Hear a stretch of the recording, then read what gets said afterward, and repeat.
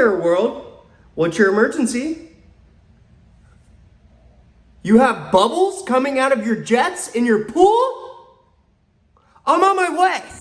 So this is what we find. We see the bubbles coming up, big bubbles at the end of every surge where the pump sucks in air.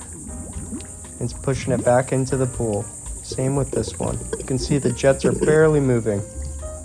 Pool is basically still. And when we look at the skimmer, we see that the water isn't even making it into the basket. Completely dry. And the gurgling sound is a telltale sign. Now we come over to the pump, we see that the pump is surging as well. These valves right here control the skimmer.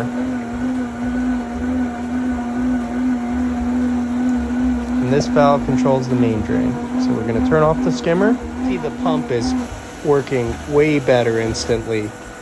Almost fully primed now. And when we look at the pool, we can see the water is now moving. All the jets are flowing like they should. These little bubbles right here are an O-ring that needs to be replaced more than likely. Nothing to worry about. You can see this jet pushing throughout the pool. And our waterfall is working. If we see the gurgling or the bubbles in the pool, the first thing we're gonna check is the water level. That is the most common issue that's gonna cause this. Please know, if we're gonna turn off the skimmer, we wanna turn it back on after we add water to the pool.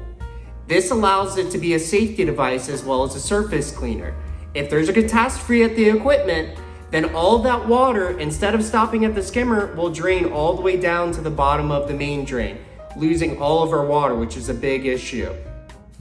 Thank you for watching. Like and subscribe, and come back for more. Happy pool.